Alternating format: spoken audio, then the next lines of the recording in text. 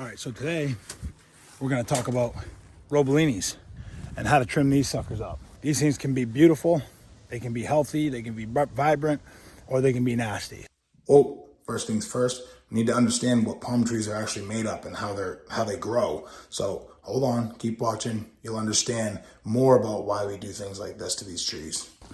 What people don't understand about these palms is that this is what we call boots. This is what we call palm fronds, or the leaf. Some people even call them branches.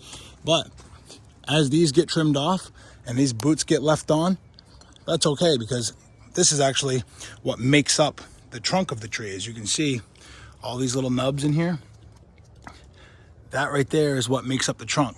So everybody says, my palm tree's so messy, it's dropping seeds everywhere, the boots are everywhere. So why do people leave them on? Well, I think it's just easier, but I'm gonna show you how to remove these today. So what some people will do is every time they trim these fronds off, they'll get gung-ho and they'll shave these off prematurely. And they'll cut really deep into the trunk, creating a really thin trunk. And this happens a lot when the tree is younger. As you can see, this is a lot thinner. That's probably from irrigation and whatnot, but you definitely don't want to trim these boots off prematurely. Depending on the type of palm tree that it is, the boots can stay on. But in these, when they start coming off like this, like see how easy that just pulls out? I'm gonna show you a quick way to get these off and make these look really nice.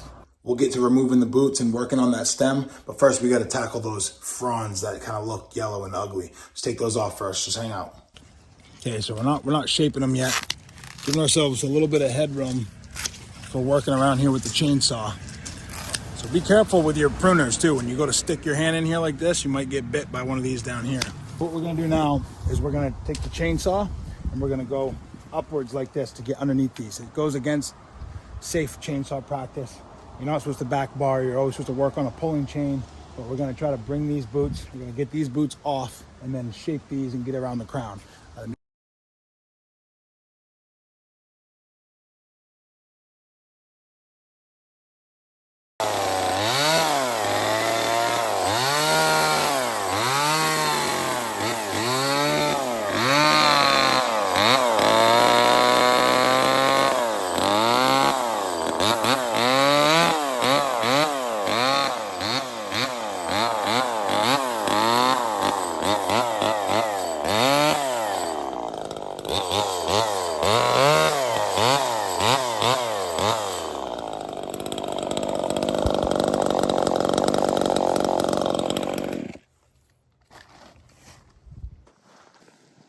Now, isn't that so much better? It looks even better once that stuff down here starts to brown up a little bit and match the stem. But that right there is what you want to do. You don't want to go so deep in. Like right here, I could have went a little less deep, but you can see you want to leave these little nubs here like this. These just got really nasty in here, so I just kind of shaved it up. But then you want to fade this out so that the tree can maintain this diameter right here. And in the future, you can bring this in or you can let it get thicker. But you generally don't want to let these things get thicker at the top because they get really top heavy. But that's how you trim a robolini.